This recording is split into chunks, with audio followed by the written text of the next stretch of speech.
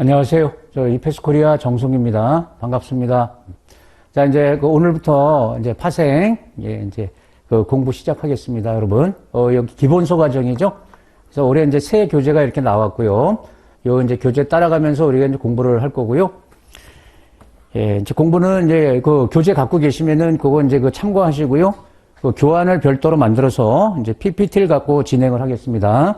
요 순서가 이제 기본서하고 이제 구성을 같이 해놨기 때문에 예, 불편하진 않습니다. 네, 시작을 해볼까요? 예, 이제 알고 계시죠, 여러분? 모르셨다 그러면 이제 한번 봐주세요. 예, 총 100문항이 출제되는데 파생해서 그게 이제 시험 과목 4과목이고 예, 각각 이제 25개씩 이렇게 이제 출제가 되고요. 그리고 여기 이제 1과목, 2과목, 이걸 이제 저와 같이 공부하실 텐데, 1과목이 이게 이제 장내에서 거래되는 파생 상품을 말하고, 2과목은 이제 장외 파생 상품을 이제 다룰 겁니다. 여기 이제 소과목들이 이렇게 있고요. 크게 이렇게 보면, 여기 이제 선물부터 여기 3과목의 리스크 관리 있지 않습니까? 여기까지가 이론 파트입니다. 그래서 여기가, 단순 암기해서는 안 되고요. 그 원리 중심으로 이렇게 이해를 잘 하셔야 됩니다. 그 다음에 영업실무부터 나머지 부분은 이제 법과 규정이니까 약간 이제 규정에 관한 내용들이에요. 여기는 이제 크게 보면 이제 암기가 최선이죠. 중요한 것들을 이제 예, 말씀드리면 그걸 이제 집중 암기하시는 게 이제 좋습니다. 그리고 이제 1과목하고 2과목 특히 이제 어디서 점수를 또 많이 따야 되냐 이제 이런 게 있는데 1과목은 대부분 다 공부하시죠? 처음이니까. 근데 2과목에서 이제 수합이 이제 많이 어렵습니다. 개념 잡기가 어려워서 이걸 좀 포기하시는 분들이 많은데, 이거 포기하면 안 됩니다. 여기서 이제 당락이 결정되는 거예요. 편차가 생긴다는 거예요. 특히 여기 17개나 출제되는 이런 거. 그래서 2과목에서 이제 집중적으로 점수를 좀 많이 따야 돼요. 1과목보다는 2과목에서 편차가 나오는 거기 때문에.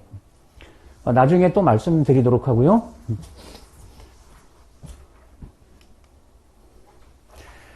자, 이제 강의를 시작하는데, 이제 제가, 이걸 이제 약속드리려고 해요. 이제 이런 식으로 하겠다는 겁니다. 이 파생상품은 잘 아시지만, 단순 암기해서는 안 됩니다. 예, 그래서 이제 공부를 하시다가 좀 이제 이해가 잘 안 된다. 그럼 나중에 가서 그냥 외워야지?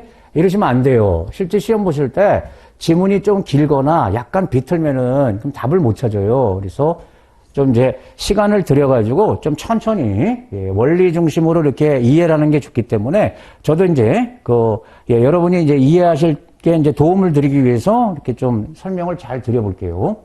이해 위주로 이제 강의를 할 거고요. 그리고 이제 매 차시마다 예, 이제 내용 다루고 마지막에 이제 중요한 문제들을 좀 이제 풀겠습니다. 그 시간에서 다뤘던 내용 중에서 이제 시험에 잘 나오는 것들, 그래서 미리 어떤 문제가 출제되는지 이제 감을 잡을 수가 있어요.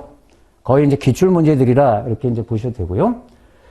자, 이게 기본서 과정이기 때문에 굉장히 깁니다. 시간이.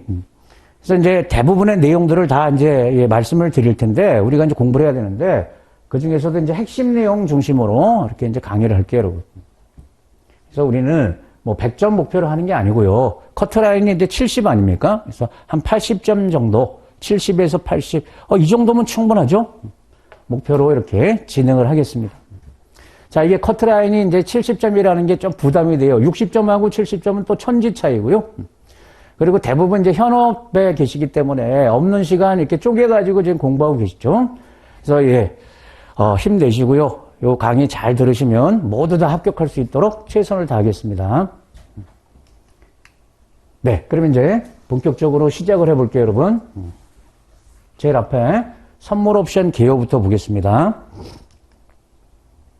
자, 25문항이 선물하고 옵션 이렇게 이제 나눠져 있는데 그 앞에 선물 옵션의 이제 기초 이제 개념을 이제 살피는 겁니다.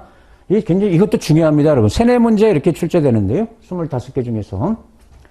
1과목이 이제 장내 파생이라고 그랬죠? 예, 장내 파생 이제 특징이 뭐가 있냐, 그거 볼 거고요.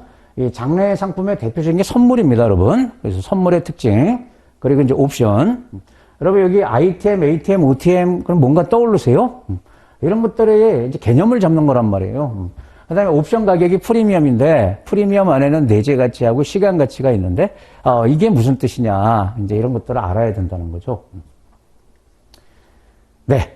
이게 이제 기초 개념이란 말이에요. 그래서 요게 이제 다음에 우리가 또 이제 학습해야 될 내용들이 있는데 거기에 말 그대로 기초가 되기 때문에 중요하다는 겁니다.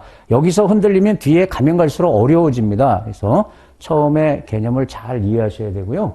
또 의외로 출제도 많이 되는 거예요, 여러분. 분량에 비해서 세뇌 문제 나기 때문에. 자, 이제 1장 들어가겠습니다. 장래 파생 상품. 장래 파생. 자, 이제 교재에 1절, 1절에 이제 파생 상품의 개념하고 유형, 이런 이제 제목이 있죠. 예, 파생 상품의 개념, 그냥 그 교재에 나와 있는 대로 그냥 보도록 하겠습니다. 파생 상품을 영어로 이제 디리버티브라는 게 이제 파생됐다는 이제 의미죠. 그래서 파생돼서 나온 상품이다. 그래서 얘네들은 다 기초자산이 있습니다. 기초자산 가격에 의해서 그 가치가 왔다 갔다 하는 게 파생 상품이다. 이 기초자산이 주식일 수도 있고 채권일 수도 있고 채권은 금리 상품이니까 또 외화, 달러일 수도 있고 또 원자재 같은 상품일 수도 있겠죠. 이런 가격 변동 이제 리스크, 흔히 이걸 이제 시장 리스크라 그래요. 이런 이제 시장 리스크 그리고 신용 리스크도 관리가 돼요. 원래 이 파생 상품은 위험 관리하려고 나온 거죠. 물론 이제 투기 목적, 차익 거래 목적 다양한 거래가 있지만 원래 태생은 해지하려고 나온 거죠, 여러분. 리스크 관리. 그래서 이제 주식에서 발생하는 리스크 뭐 등등 이렇게 해서 시장 리스크뿐 아니고 신용 리스크까지 이제 관리할 수가 있습니다. 요 신용 리스크 관리하는 파생 상품을 우리가 이제 2과목에서 다룰 거예요. 자, 넘어가고 이건 이제 교재에 없는 내용인데 예, 간단하게 보겠습니다. 우리가 이제 파생 상품을 분류할 때요 다양한 방법으로 분류하는데 거래 기법이란 말을 이제 붙였어요. 기법에 따라서 크게 이제 4가지로 나눕니다. 선도 거래, 선물 거래, 옵션 거래, 수합 거래. 선도를 영어로 포워드 거래라고 합니다, 여러분. 이건 좀 알아두셔야 돼요. 그 다음에 선물은 이제 미래에다가 S 붙였죠. 미래를 사고 판다 그래서 퓨처스. 근데 이 선도나 선물은 일종의 예약 거래입니다, 여러분. 현물 거래가 아니고 자, 미래에 사고 팔겠다 지금 약정만 맺는 거기 때문에 일종의 예약 거래인데 차이점이 뭐다? 선도 거래가 먼저 나왔어요. 포워드가. 이건 이제 장외에서 거래되는 거고 그걸 거래소로 옮겨온 장내에서 거래하는 것을 다 선물이라고 이렇게 이제 표현을 합니다. 무슨 선물. 그 다음에 이제 옵션이라는 건 이제 선택한다는 거죠. 그래서 이제 권리를 사고 파는 거다. 권리. 살 권리면 콜옵션, 팔 권리는 풋옵션. 그래서 내가 유리할 때는 권리 행사, 예, 불리하면 권리 포기. 이런 상품이 옵션이죠. 근데 이 옵션은 장내외에서 다 거래됩니다. 장내 옵션, 장외 옵션이 다 있어요. 그 다음에 이제 수합은 교환하는 거죠. 뭔가 2개를 서로 이제 맞교환하는 거다. 2개의 서로 다른 현금 흐름을 교환하는 게 이제 수합인데, 이건 이제 2과목에서 다룹니다. 왜? 장외 파생이기 때문에. 예를 들어서 이제 하나가 고정금리고 하나가 변동금리다. 이렇게 금리를 교환할 수도 있고, 달러와 원화. 이렇게 이제 통화를 교환할 수도 있죠. 금리 수합, 통화 수합. 우리는 이걸 이제 다 공부해야 돼요. 그 중에 1과목은 이제 선물하고 옵션 중심으로 보는 거예요. 2과목은 이제 수합부터 보는 거고요. 예, 장내에서 거래하냐, 장외에서 거래하냐, 이것도 알아놔야 됩니다. 예, 바로 나오네요. 이제 장소에 따라서 장내 파생이다, 장외 파생이다, 이렇게 이제 나누는데 이거 되게 쉽죠, 여러분? 장내 파생은 어디서? 거래소. 거래소를 영어로 이제 그 익스체인지라 하죠. 상장시켜서 이제 이게 사고 파는 게 장내 파생이고요. 거래소는 이제 표준화해 놨겠죠? 표준화. 정형화돼 있어서 거래가 이제 간편하다. 표준화된 대로 거래하면 되니까. 그러면 장내 파생 상품에 어떤 것들이 해당되냐? 아까 기법에 따라 나눴을 때 선물입니다. 선물은 무조건 장내 상품이에요. 옵션은 장내 옵션, 장외 옵션 다 있어요. 근데 이제 장외는 거래소 외, 거래소 밖에서 1대1로 거래라는 거죠. 거래 당사자 간의 계약을 통해서 이제 약정을 맺는 거다. 계약을 체결하는 거다. 그러면 예, 항상 뭐가 좋다 이런 건 없습니다. 얘도 좋은 게 있어요. 조건을 마음대로 정할 수가 있어요. 이건 표준화되어 있으니까 표준화된 조건을 따라야 되는데 장외 파생 상품은 서로 상대방끼리 동의하면 어떤 조건이라도 다 협상으로 조건을 설계할 수가 있다는 거죠. 그래서 맞춤형 상품 만들 때는 이 장외 파생 상품이 좋습니다. 여기에 속하는 게 뭐 있다? 포워드 거래, 수합, 이 2개는 무조건 장외 파생이고 거래소 밖에서 이루어져요. 그리고 이제 옵션, 장외 옵션 있다. 예, 그럼 이제 여기서부터 이제 교재에 나와 있는 내용이죠. 파생상품의 유형. 크게 이제 선도거래, 선물, 옵션, 수합 이렇게 이제 네 가지로 이렇게 분류가 되는데 또 이건 이제 뭐냐면 손익구조가 선형이냐 비선형이냐 이걸 갖고 나누는 거예요. 선도형 파생상품이다. 선도형 그러면 이 선도를 대표 선수로 앞에 뽑은 거죠. 손익구조가 어떤 모양이다? 선형이다. 선형이라는 건 이런 모양이죠, 여러분. 요 가격에 내가 샀다. 그럼 올라가면 무한이익, 떨어지면 무한 손실. 이렇게 이익 손실에 제한이 없는 주식도 선형 구조 아닙니까? 주식도. 요런 손익 구조를 갖고 있는 게 선도형 파생 상품인데 이 선도거래, 선물, 수합 요 세 가지가 다 구조가 선형입니다. 그다음 이제 옵션이 특이해요. 옵션은 꺾입니다. 이렇게. 옵션은 예, 여기 이제 우리 공부하겠지만 행사가격 기준으로 예, 이렇게 비대칭입니다. 비선형 중간에 꺾이는 이런 이제 파생 상품을 옵션형 상품이다. 그러면 옵션, 콜옵션, 풋옵션 있지 않습니까? 그리고 여기 캡하고 플로 요걸 좀 알아놓으세요. 이거 나중에 공부할 겁니다. 이거 금리 옵션이거든요, 여러분. 장외에서 거래하는 장외 금리 옵션이에요. 그래서 캡과 플로우도 옵션 상품이라는 거 받으시고요.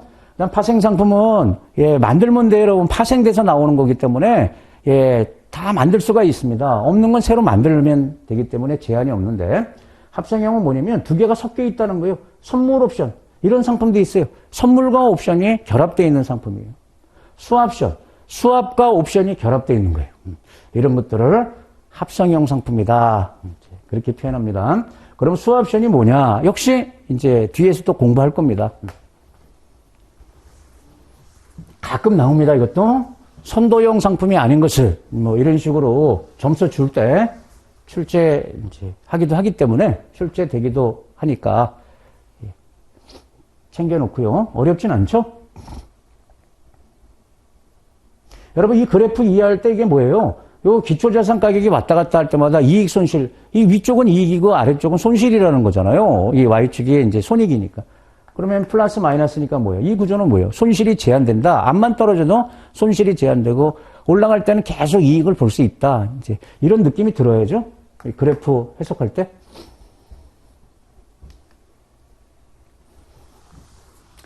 자, 이제 2절 갑니다. 파생상품의 경제적 기능. 이제 4대 핵심 기능이 있는데요. 이 별표 치겠습니다. 이것도 출제가 잘 돼요.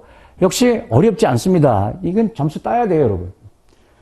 그러니까 네 가지가 나와 있는데 네 가지 파생 상품이 갖는 이제 기능이 뭐가 있냐? 장점이라고도 볼 수 있죠. 원래 파생 상품은 뭐 하려고 나왔다 했습니까? 위험 관리하려고 나온 거란 말이에요. 처음 이제 나온 것은 리스크 관리하려고. 내가 주식을 갖고 있을 때 그럼 주가 빠지는 위험이 있잖아요. 채권을 갖고 있으면 또 금리 위험이 있고 외화를 갖고 있으면 환율 위험이 있고 이런 위험 해지하기 위해서 파생 상품을 이용하는 거니까 가장 핵심이 이겁니다. 리스크 관리하는 건데 여기 여러분 전가란 말이 붙었네요.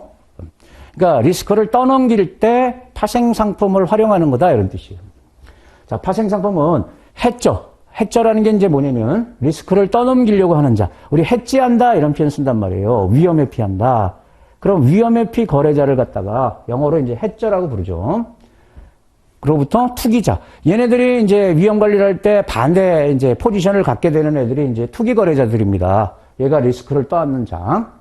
그래서 파생상품은 해저로부터 투기자에게 리스크를 효율적으로 이전시키는 이제 메커니즘을 제공하는 거다. 여기서 여러분 중요한 말이 이겁니다. 리스크는 전가되는 거지 소멸되는 게 아니라는 겁니다. 요걸 시험에 물어요, 여러분. 리스크 소멸 기능이 있다. 틀려요. 리스크는 항상 시장에 존재하는 거고요. 그 리스크를 피하기 위해서 파생상품을 이용하는 거다. 느낌 자체가.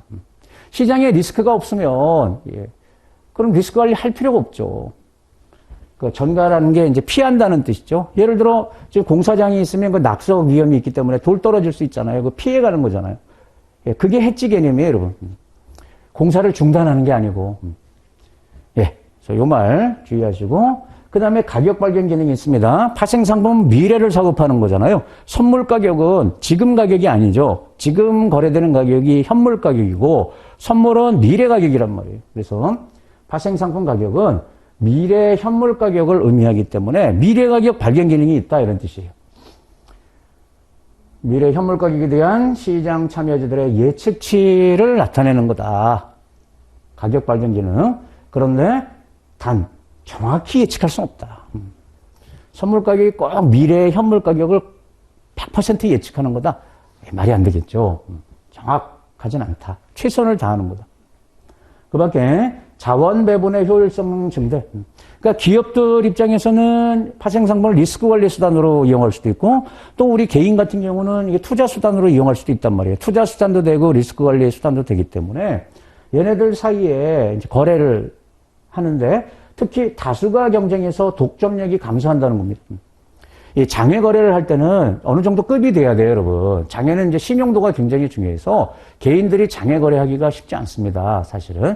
근데 이제 장내 상품들은 선물 같은 경우는 표준화돼 있단 말이에요. 그리고 소액으로 거래되기 때문에 누구나 참여할 수 있어요. 거래. 그래서 이제 독점력이 집중되는 게 아니고 감소한다. 누구나 부자 될 수 있다. 자, 네 번째, 시장 효율성 제고. 좋은 말이잖아요, 다. 다 좋은 말 아닙니까? 현물 시장에 비해서 적정 가격을 찾기 위한 노력이 절감된다. 좋은 말이고. 또 거래 비용도 상대적으로 저렴하다. 우리 이제 계속 공부하겠지만 우리가 현물, 대표적으로 주식 살 때는 돈이 다 들어가지 않습니까? 근데 주식 대신 선물 투자를 하게 되면 증거금만 내면 돼요. 작은 돈으로 이제 레버리지를 낼 수 있단 말이에요. 수수료도 싸고, 수수료도 거의 제로 또는 아주 저렴하죠. 이렇게 제목 중심으로 보시고 조금 요 말 이제 이해해 놓으시면 돼요. 넘어갑니다. 자, 이번에는 이제 장래란 말이 붙었습니다. 장래 파생 상품의 특징. 장래 그러면 항상 여러분 대표 선수를 떠올리세요. 대표 선수가 이제 선물이 되겠습니다. 선물. 퓨처스. 자, 제일 먼저 장래 파생 상품은 거래소에서 거래되니까 표준화해 놨겠죠? 그래서 이제 표준화된 계약이다 이런 뜻이에요. 이 표준화가 갖는 효과가 뭐 있어요, 여러분? 계약 조건이 명확하잖아요. 그럼 투자자가 그대로 거래를 하면 되니까 유동성이 높다는 거죠, 여러분. 일반적으로. 그래서 장래 상품의 유동성이 높죠. 표준화되어 있기 때문에. 그리고 선도거래처럼 상대방을 찾아 계약 조건을 협의할 필요가 없다. 이것도 이해되죠? 표준화되어 있으니까. 근데 이게 항상 좋은 건 아닙니다, 여러분. 표준화되어 있으면 그냥 고민 안 하고 거래를 할 수 있는데 내가 원하는 조건 설계가 어려워요. 원하는 조건대로 설계하려고 그러면 장애인 선도거래를 하는 게 좋습니다. 사실은. 이렇게 이제 차이점이 있다는 거고. 그 다음에 요 말도 중요한 말인데, 이 거래소에는 청산기관이라는 데가 있습니다. 이게 이제 거래소하고 같은 말이라고 보세요. 우리나라 같은 경우 이제 거래소의 특정 부서가 이 청산 업무를 담당해요. 얘가 채무 이행을 이제 보증을 합니다. 클리어링 하우스라 그래요. 깨끗하게 만드는 거죠. 청산기관은 매수자, 매도자 중간에서 상대방 역할을 하는 거예요. 그래서 계약 이행을 책임지는 역할을 수행하는 주체가 뭐냐 그러면 청산소 또는 청산기관.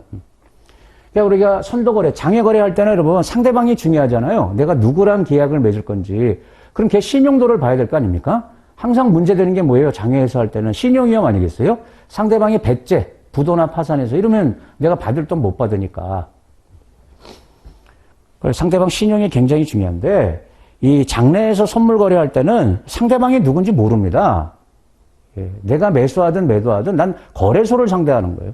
그럼 거래소의 청산기관이 상대방 역할을 해주고 이 장외거래가 갖는 이런 문제가 없다는 거예요. 왜? 청산기관이 무조건 계약 이행을 책임져 주기로 하는 거기 때문에.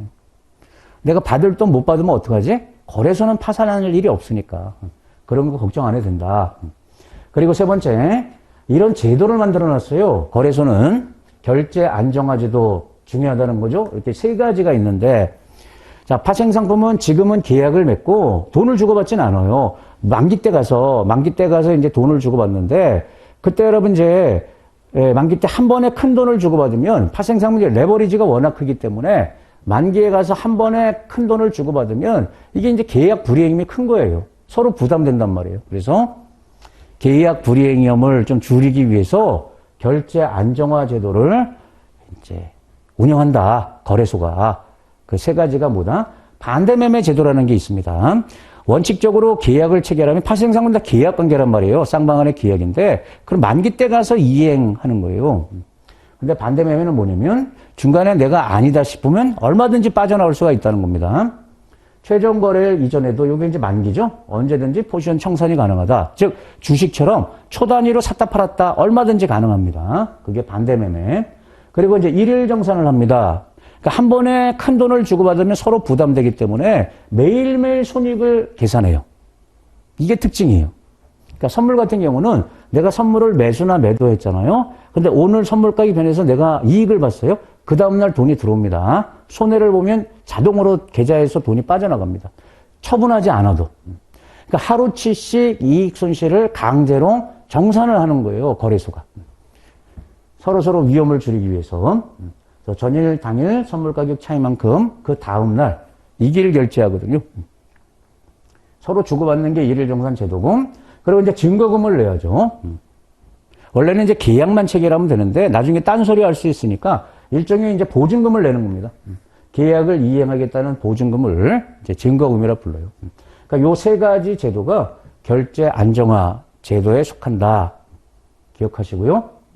이 중에서 이제 증거금 제도에 대해서 좀 보겠습니다. 올해 이제 협회에서 이제 새 교재가 나왔는데요. 24년도 교재가 작년 교재하고 별반 달라진 게 없습니다. 그래서 과거 교재 갖고 계시면 그거 그대로 보셔도 돼요. 그런데 이 부분이 조금 추가됐습니다. 24년도 교재에 이 증거금 제도 사례가 좀 들어갔습니다. 그걸 반영해서 저는 이제 말씀을 드릴게요. 자, 일단 이제 증거금을 영어로 마진이라 합니다. 마진. 이 증거금이 뭐라 했어요? 보증금 내는 거라 그랬죠? 그러니까 거래 당사자가 결제를 이행하지 않을 때 결제 당사자, 말이 좀 복잡한데 회원 또는 거래소가 결제 대금으로 사용할 수 있도록 장래 파생 상품 거래자가 이건 이 증거금 제도는 장내 상품에만 적용되는 거예요. 원칙적으로. 거래소가 만든 제도니까. 증권회사나 선물회사 예치한 담보금이다. 그러니까 그냥 단순하게 보면 증거금을 뭐라고 보면 된다? 7글자로 계약 이행 보증금을 내는 거다. 계약을 이행하겠다는 보증금이다. 그게 증거금인데 지금 이 말이 뭐냐면 우리가 이제 그 선물 거래를 할 때 장래는 선물이니까 선물 거래를 할 때 이제 개인들이 이제 선물 거래를 한다고 쳐봐요. 그럼 이제 거래소 상품을 거래하는 거 아닙니까? 코스피 100 선물 뭐 이런 것들. 근데 개인이 거래소를 직접 상대하지 않죠. 중간에 이제 증권사가 들어가잖아요. 이 증권사가 이제 회원 역할을 하는 거예요. 그러면 얘를 통해서 이렇게 증권사 중개를 통해서 거래소 상품을 내가 매수할 수도 있고 매도할 수도 있고 반대 매매를 통해서 빠져나올 수도 있는 건데 그러면 증거금이라는 것은 일단 이 개인들이 이 증권회사에 증거금을 내요. 그럼 증권사가 거래소로 넘겨요. 이렇게 이제 단계가 있다는 거예요. 지금 그 얘기를 하는 겁니다. 증권사는 개인으로부터 보증금을 좀 많이 받아요.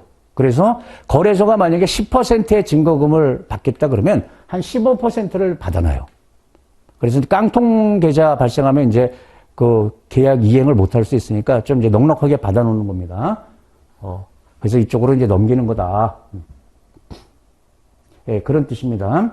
그리고 이제 증거금의 종류가 개시증거금, 유지증거금, 추가증거금 이제 이 세 가지 이제 표현이 있는데 우리가 이제 선물을 매수하거나 매도하면 다 증거금을 내게 돼 있어요, 여러분. 매수자든 매도자든 다 무한 손실을 날 수 있기 때문에. 그래서 개시증거금은 최초 계약을 체결할 때 매수든 매도든 납부하는 증거금이다. 그래서 개인들은 증권회사에 납부한다. 증권사나 선물사가 이제 중개 역할을 하니까 얘한테 납부하는 거예요. 그걸 갖다가 개시증거금. 그 다음 이제 유지증거금은 내는 게 아닙니다. 투자자들은 요 개시증거금을 내고 선물 포지션을 갖게 되는데 이 유지증거금은 일종의 전산에 세팅되는 증거금이에요. 임계점 역할을 하는 이제 수준이 있어요. 그래서 증거금이 이 수준 이하로 이렇게 하락하게 되면요. 그러니까 손해나면은 일일 정산을 통해서 손해보면 돈이 빠져나가니까 계좌 잔액이 줄겠죠? 그 증거금이 줄어든단 말이에요.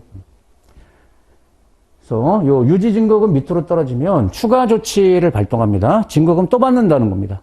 그럴 때 추가로 내야 되는 증거금, 주로 이건 이제 현금으로 내야 되는데요. 현금이 원칙이에요.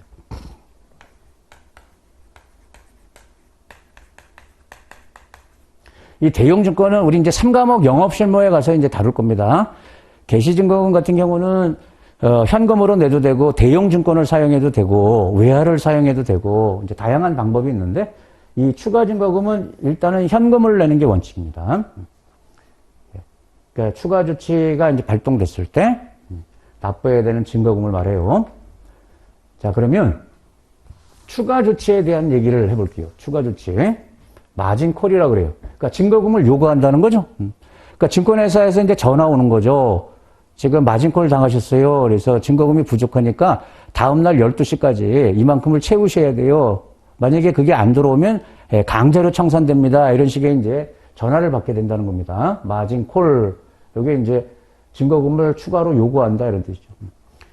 자, 추가 조치는 증거금을 원래 수준으로, 원래라는 게 여기 개시증거금 아닙니까? 투자자가 낸 게 개시증거금이니까 요 수준으로 회복시켜야 될 의무를 부과하는 거다. 자, 요게 기준입니다, 여러분. 요걸 기억해야 돼요. 그럼 언제 추가 조치, 마진콜 당하냐? 일일 정산, 매일매일 정산한다 하지 않습니까? 일일 정산 결과 계좌 잔액이 유지증거금입니다. 요거 밑으로 떨어지게 되면, 그러니까 내가 계속 손해가 나가지고요. 유지증거금 밑으로 떨어졌어요. 그러면 인계점 밑으로 떨어졌잖아요. 그러면 마진콜을 이제 통보합니다. 마진콜이 추가 조치. 그러면 고객은, 우리나라 기준이 2길입니다. 2길 12시거든요. 시한이. 다음날 증거금 납부 시한. 이게 이제 12시인데, 추가 증거금을 납부해야 됩니다. 아, 여기 있네요. 현금 납부가 원칙이다. 만약에 이걸 12시까지 요걸 채우지 못하면 강제 청산돼요. 즉시 증권사는 반대 매매되니까, 그러면 어떻게 체결될지 몰라요. 왜? 거의 하한가로 내보내기 때문에. 그럼 요 이제 추가 증거금은 또 어디까지 채우는 거냐? 이 원래 수준까지 채워야 된다는 거예요. 자, 뭐든지 사례를 보는 게 좋죠, 여러분. 자, 이거 별표 치겠습니다. 추가 증거금 이제 계산하는 겁니다. 자, 개시 증거금이 있고 유지 증거금이 있어요. 이걸 이제 투자자들이 내는 겁니다. 선물 거래를 할 때 이제 보증금으로 맡기는 게 개시 증거금인데, 만약에 개시 증거금 100을 납부했다 이렇게 볼게요. 그리고 요거 내는 게 아니라 그랬죠? 이 75는 인계점. 그래서 요 밑으로 떨어지면 또 내야 된다는 거예요. 자, 일일 정산을 받았는데 이 계좌의 잔액이 지금 60이 남았다는 거예요. 원래 100이 있었을 거 아니에요? 최소 요만큼 증거금을 납부했으니까 내 계좌에 100이 있어야 되는데 지금 60밖에 안 남았다. 얘 마진콜 당해요, 안 당해요? 얘하고 비교를 해야죠.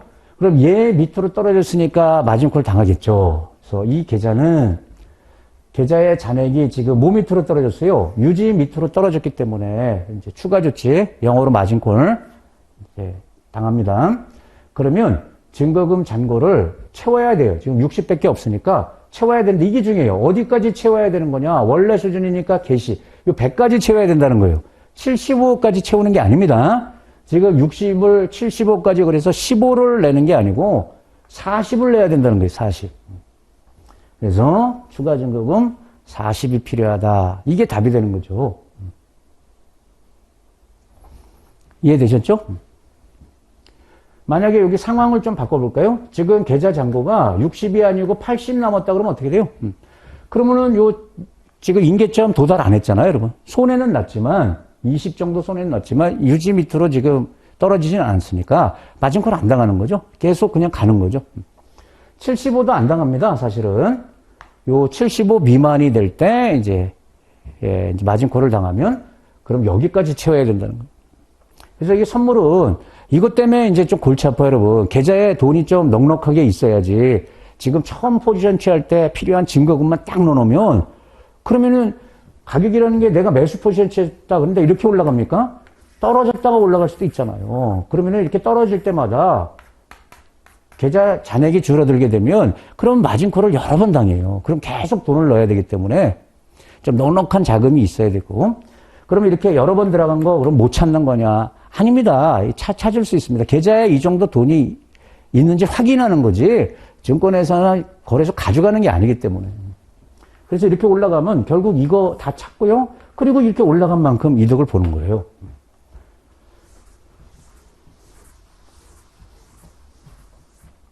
네, 처음 이제 요게 새로 들어갔기 때문에 교재에 요 사례가 좀 챙겨놔야 될 것 같고요. 예. 이제 다음에 장래 파생상품 구성 요소에서 장래는 이제 거래소가 표준화한다 하지 않았습니까? 그럼 어떤 내용들을 이제 표준화해서 선물이 거래되는 거냐? 이건 가볍게 봅니다, 여러분. 이건 다 외울 필요 없습니다. 우리 이제 순차적으로 요 내용들을 이제 다루게 돼요. 그래서 지금 미리 다 외우려고 그러면 좀 이제 힘이 듭니다. 그리고 의욕도 떨어지고. 그래서 이런 내용들을 표준화해 놓는구나 보시면 돼요. 그러니까 뭘 거래할 거냐? 그게 이제 거래 대상. 기초 자산이 되는 거죠. 코스피 200 선물 그러면 거래 대상이 코스피 200 지수란 말이에요. 삼성전자 선물 그러면 삼성전자를 사고 판다는 뜻이고. 그래서 이게 원칙적으로 거래소가 만드는 기초 자산은 제한이 없습니다. 주가 지수든 주식이든 금리든 채권이든 통화든 상품이든 제한이 없어요, 여러분. 파생 상품의 기초 자산은 제한이 없습니다, 여러분. 세상에 존재하는 건 다 기초 자산이 될 수 있는데 다만 수요를 고려해서 이제 선정을 한다는 겁니다. 수요가 있어야지 이제 인기를 끌어야 될 거 아니냐 이거죠, 여러분. 넘어갑니다. 그 다음에 한 계약의 단위를 다 이제 설정을 합니다. 한 계약의 크기. 이게 다 제각각입니다. 자, 우리나라 KRX가 우리나라 한국거래소죠. 국채 선물이 있는데 국채 선물은 한 계약이 1억입니다. 그 한 계약이 선물 한 계약이 1억의 가치를 가져요. 달러 선물은 10,000달러예요. 코스피 100 선물은 요게 코스피 100 지수잖아요. 그래서 이제 요거 승수라고 그러는데 25만 원을 곱합니다. 이렇게 다 조건을 정해놨다는 거예요. 이거는 받아들여야죠, 여러분. 이렇게 표준화해놨으니까. 자, 결제월이 뭐예요, 여러분? 이게 만기예요. 파생상 다 만기가 있습니다. 만기가 되면 이제 소멸되고, 그 다음 새로운 이제 파생상이 또 거래되는 거죠. 흔히 이제 말하는 만기를 말해요, 결제월을. 이때 이제 실물 인수도 할 수도 있고, 현금 결제할 수도 있고, 이거는 이제 거래소가 만드는 겁니다. 이 선물은 머니게임 하는 거야. 이 선물은 실물을 주고받는 거야. 이런 식으로 이제 조건을 정해놓고, 그 이제 만기를 말하는 거고. 근데 통상 이제 금융선물. 우리 이제 주로 금융선물을 다루는데요. 기초자산이 금융자산이라는 거죠. 이렇게 주가, 금리, 채권, 통화, 이런 것들을 금융자산으로 보지 않습니까? 그래서 이런 거, 여기 있네요.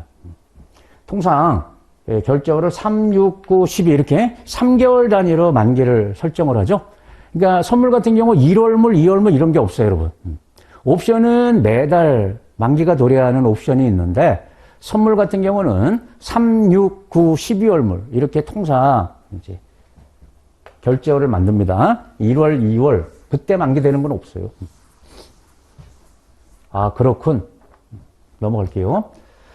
자, 그 다음에 가격 표시 방법도 다 표준화해 놓는데 이것도 제각각입니다. 나중에 역시 다룰 겁니다. 단기금리 선물이 있습니다. 이제 단기금리 선물 같은 경우는 100에서 금리를 뺀 이게 선물 가격이에요. 그 다음에 T노트는 미국의 장기 국채죠. KTB는 우리나라 국채란 말이에요. 코리아 트레저리 본드니까 우리나라 국채, 미국의 장기 국채. 얘네들, 이건 채권 선물인데요. 얘네들은 액면 100을 기준으로 퍼센트로 표시돼요. 그러니까 채권 선물 가격 자체가 퍼센트 의미를 갖고 있어요. 퍼센트. 앞서 여러분 우리나라 국채 선물은 거래 단위가 1억이라고 그랬잖아요. 한 계약의 가치가. 그러면 가격을 표시할 때 1억 자체를 다 표시하면 너무나 숫자가 크잖아요, 여러분. 빨리빨리 이렇게 이해하기도 어렵고 뭐 1억 지금 뭐 1,150만 원 뭐 이런 식으로 하면 복잡하니까 100원 기준으로 한단 말이에요. 미국도 100달러 기준으로. 그러면 환산하면 되니까. 실제 가치 계산할 때. 그 다음에 이제 가격 변동폭이죠. T. 요걸 또 만들어 놨는데 코스피 100 선물은 예를 들어서 이것도 제각각입니다. 0.05포인트. 그러니까 소점 둘째짜리 절반씩 가격이 왔다 갔다 하는 거다. 우리 여러분 주식도 지금 주가가 뭐 100만 원이냐 뭐 1,000원짜리냐에 따라서 1원 단위로 변하는 종목도 있고 1,000원 단위로 변하는 종목도 있듯이 이렇게 가격 변동 요걸 다 표준화 해놨는데 코스피 100 선물은 0.05포인트인데 그게 이 돈으로 환산하면 12,500원이다. 흔히 우리가 이제 틱매매 한다는 말을 쓰지 않습니까? 그래서 틱밸류는 그러니까 최소 요 1틱의 가치가 얼마냐 이런 뜻이죠. 틱밸류. 그러면 요 틱 있잖아요. 틱에다가 얘 계약 단위를 곱해버리면 돼. 이걸 돈으로 환산할 때 요걸 곱하면 되는 거니까 0.05에다가 25만 원. 코스피 100 선물은 앞서 계약 단위 25만 원이라고 그랬으니까 여기다가 25만 원 곱하면 이렇게 됩니다. 그럼 틱 매매하면 12,500원씩 이제 이익 손실이 왔다 갔다 한다.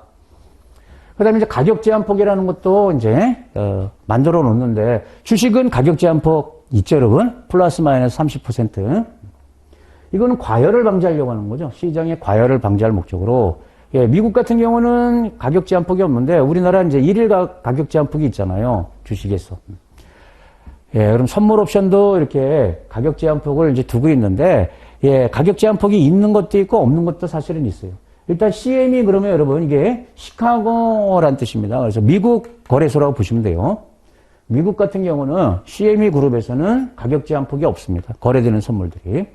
근데 우리나라 같은 경우는 예, 코스피 100 선물, 코스닥 150 선물 그 몇몇 종목에 이렇게 가격 제한폭을 이제 설정을 합니다.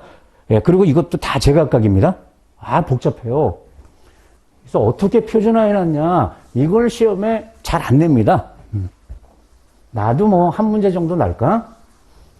다 외우는 거는 현실적으로 불가능하기 때문에, 왜냐하면 통일되어 있는 게 아니고 다 달라요. 그래서 어찌됐든 우리 큰 틀에서 요런 것들을 다 표준화 해놨기 때문에 그 기준대로 우리가 거래를 하는 거구나. 자, 이번 시간에 이제 마지막 거래량과 미결제약정. 거래량 모르시는 분 없죠? 근데 이 파생상품은 특이하게 이 미결제약정이라는 개념이 있어요, 여러분. 거래량은 뭐예요? 매수든 매도든 한쪽 수량. 우리가 오늘 거래가 얼마 있었냐 그러면은 매수 매도는 시장에서 보면 똑같은 거니까. 매수가 100이면은 매도도 당연히 100 아니겠어요? 그럼 거래량이 200이 아니고 100이 되는 거죠? 근데 이건 누적 개념이란 말이에요. 거래가 발생할 때마다 거래량은 이제 누적되는 거고요. 근데 이 독특한 개념이 미결제 약정입니다. 파생상품은 일일정산이라는 게 있잖아요. 그러니까 일일정산 개념 이해하셨죠? 우리가 주식 같은 경우는 내가 주식을 샀어요. 오늘 상한가 쳤다고 생각해봐요. 그럼 기분이 좋은 거지 실제로 돈이 들어와요, 안 들어와요? 처분해야 들어오는 거잖아요. 그러니까 계산상의 이익이지만 선물은 그렇지 않다는 거예요. 내가 선물 투자하자마자 이익이 나면 하루치의 이익이 그 다음날 통장에 이제 돈이 들어온다. 손해보면 빠져나간다. 그래서 결제가 지금 되지 않은 수량, 그걸 미결제약정 수량이라고 이제 표현하는 겁니다. 특정일 현재 청산되지 않고 남아있는 포지션. 다시 말하면 일일정산 대상이 되는 계약수.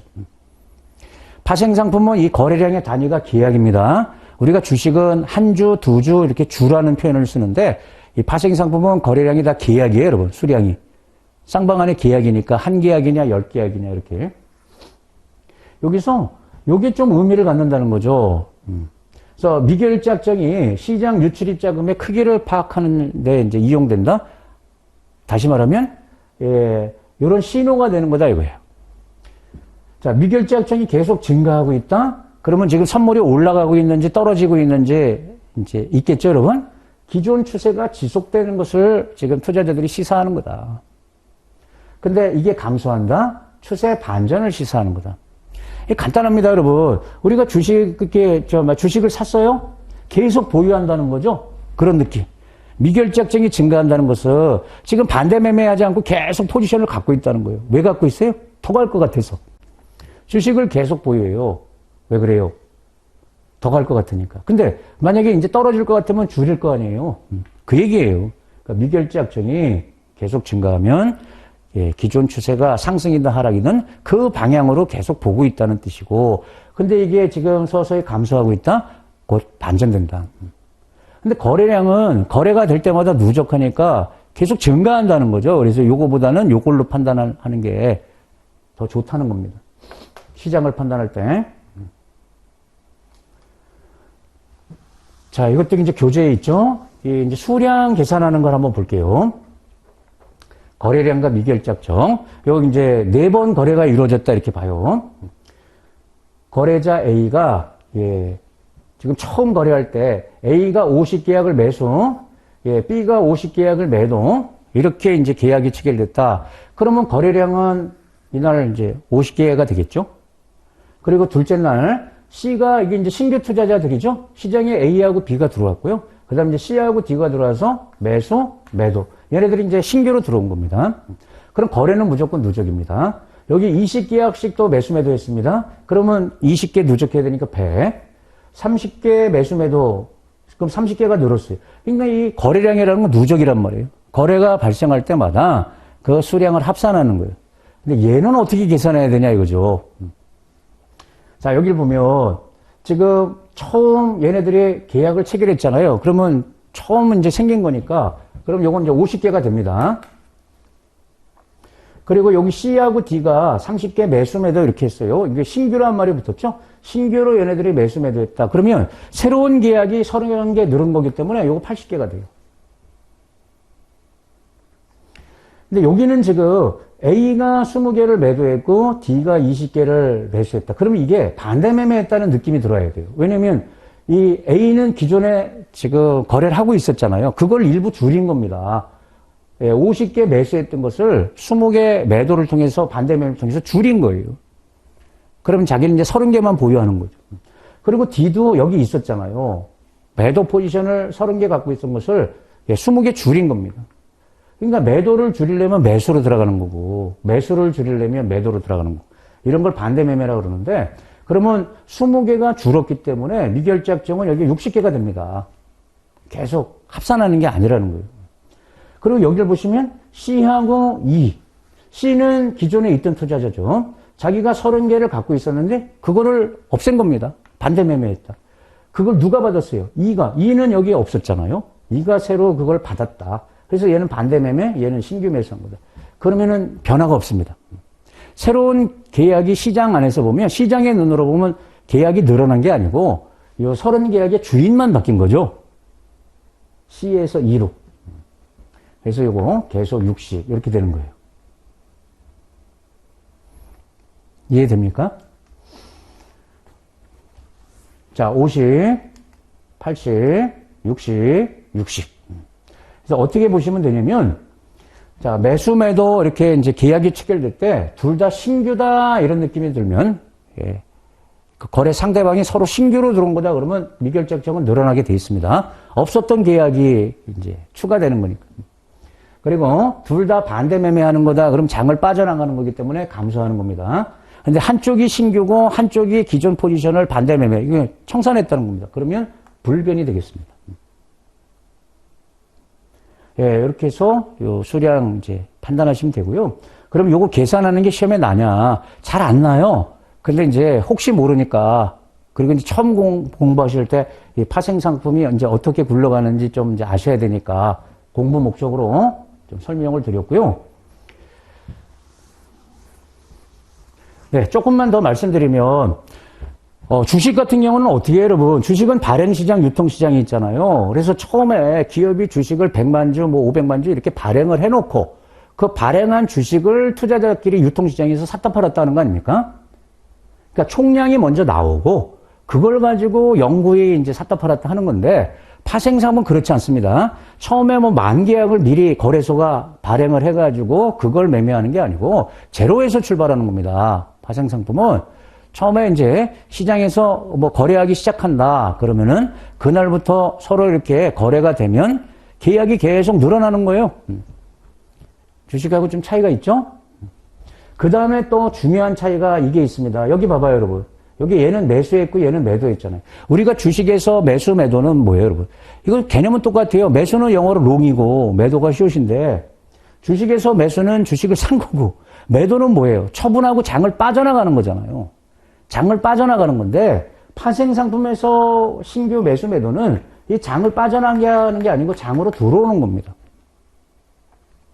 즉 얘는 매수했다는 것은 앞으로 올라갈 거로 보고 미리 사놓은 거고요. 이 매도 포지션은 떨어질 걸로 보고 미리 팔아놓겠다 이런 뜻이에요. 그러니까 둘 다 장으로 들어온 거다. 빠져나가는 게 아니고. 그러면 주식의 매도처럼 장을 빠져나가는 건 뭐냐? 반대매매라는 거예요. 이 반대매매. 이게 장을 빠져나가는 겁니다. 이게 장을 빠져나가는 거다. 뭐 철수한다? 장에서 빠지는 걸 반대매매한다. 이렇게 얘기해요. 개념이 다릅니다. 그래서 이제 선물은 매수 포지션, 매도 포지션 이렇게 취했다가 뭐 이익을 실현하든 아니면 이제 뭐 손실을 확정하든 빠져나갈 때는 청산하는 게 반대매매입니다. 그래서 이 매수를 청산할 때는 이제 매도로 주문을 내야 되고요. 이 매도 포지션을 청산할 때는 매수로 주문을 내는 거예요. 예. 좀 주식과 현물 거래하고 차이점을 좀 말씀드렸어요. 네, 이번 시간에 다뤘던 것을 이제 문제를 좀 풀어보겠습니다. 다시 한번 복습한다 이렇게 보시면 되겠죠. 그리고 어떻게 출제가 되는지 이제 감을 잡는 거고. 자, 단순한 문제죠. 파생상품은 손익구조 형태에 따라서 선도, 옵션, 합서. 이 기억나시죠? 이 중에 옵션형 상품 하나씩 봐볼까요? 이 선형구조란 말이에요. 이거 선도. 야, 대표 선수로. 이거는 선물과 옵션이 결합되어 있으니까 합성. 수합. 이거 선도. 선도형 상품이에요. 형자는 빼고요. 이 플로우가 옵션입니다. 이게 옵션형 상품.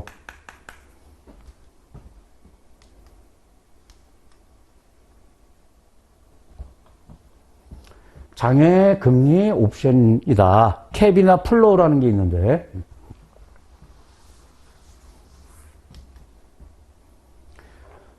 자, 이거 기억나시죠? 장래 파생 경제적 기능. 핵심 이제 4대 기능이 있었습니다. 이게 네 가지인데, 미래 가격 발견 기능 맞죠? 가격 변동 리스크. 이제 가장 기본적인 게 리스크 관리하는 거잖아요.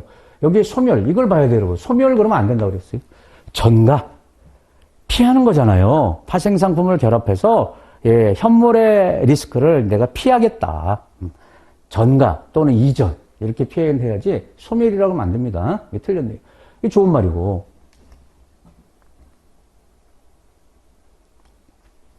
2번이 답이고요. 자, 이번에도 단순한 문제. 장래 파생 상품은 당사자 간의 신용 위험을 줄이기 위해서 결제 안정화 제도. 요거 세 가지 예, 기억나시죠? 반대 매매 제도, 일일 정산 제도, 증거금 제도. 그러면 요거는 가격 제한폭 제도도 있는데 이거는 의미가 다른 거죠. 결제 안정화가 아니고 시장 과열을 방지하기 위해서 나온 거니까 의미가 다르다.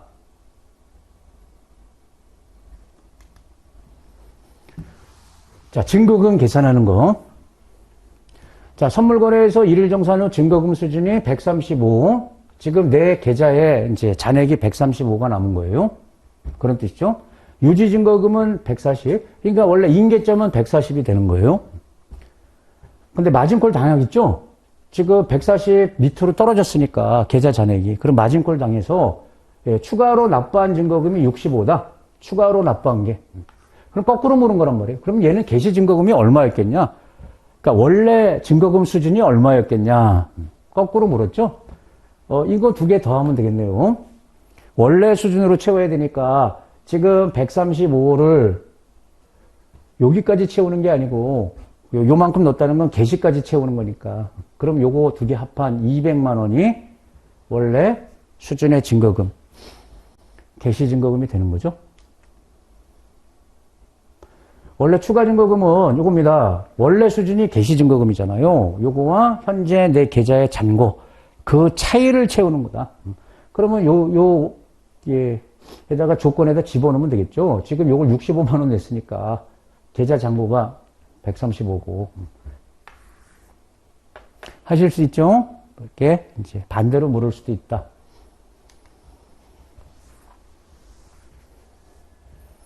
네, 첫째 시간 뭐 할만하시죠? 여기까지 하겠습니다. 수고하셨습니다.